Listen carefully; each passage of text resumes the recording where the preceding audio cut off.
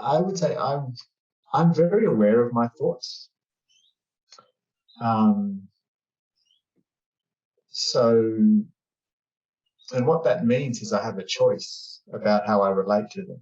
You know, if you have less developed awareness of thinking, then you could spend 20 minutes or an hour or half a day or a week ruminating on something that stresses you out, worries, concerns, or you might just be incessantly planning, or you might be very self-critical and judgmental. You might be wondering, what does that person think of me, or what did they mean when they said this?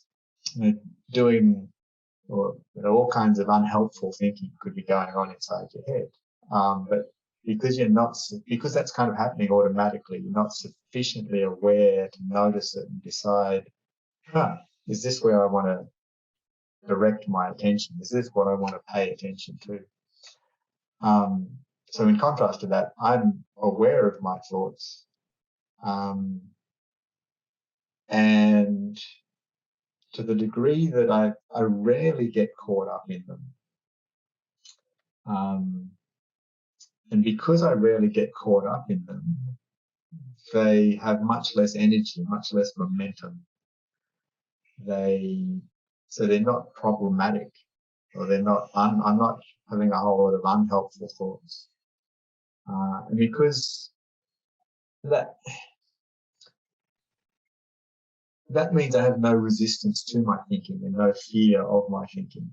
I know that my thinking it's not a disturbance. It won't upset me. It won't annoy me. I can have a very welcoming, even kind of loving attitude, if you like, loving or accepting attitude to my thoughts. I'm like, how you doing? That's my kind of default attitude to my thoughts. It's like, they're a part of me, and I'll treat them like another person.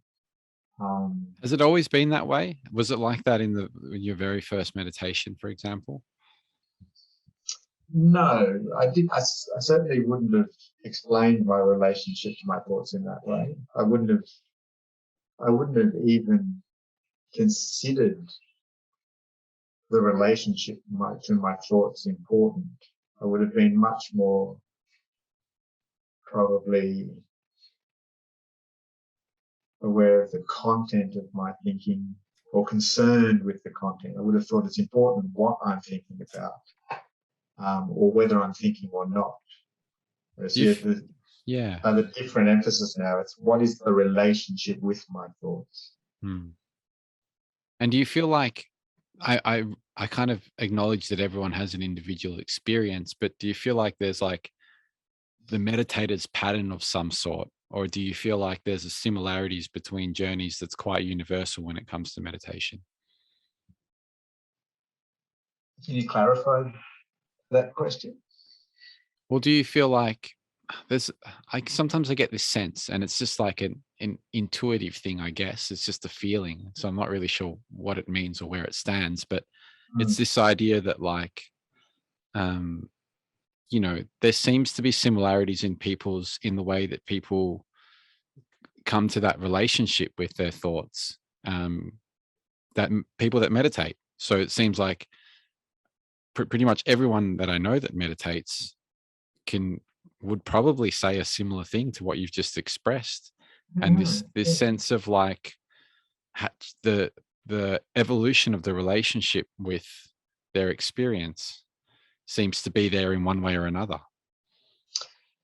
Yes. Yeah. I don't think it's inevitable.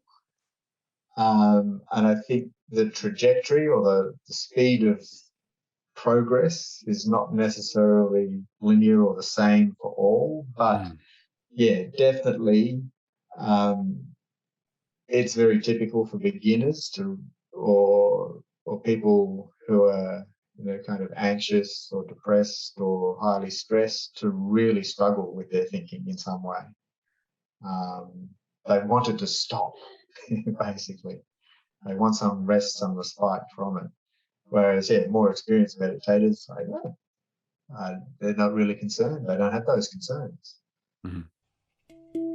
If you enjoyed this clip, the full episode will be made available up here somewhere, so feel free to check that out. If you're someone that's interested in working one-on-one with me and developing your practice of presence, reflecting on your life at the moment, and calibrating your trajectory, then feel free to head over to todaydreamer.com and get in touch. There's also a full catalogue of episodes available on the website, which pretty much are there to help you cultivate the practice of presence so that you can more deeply participate in the blossoming of the emergent world story.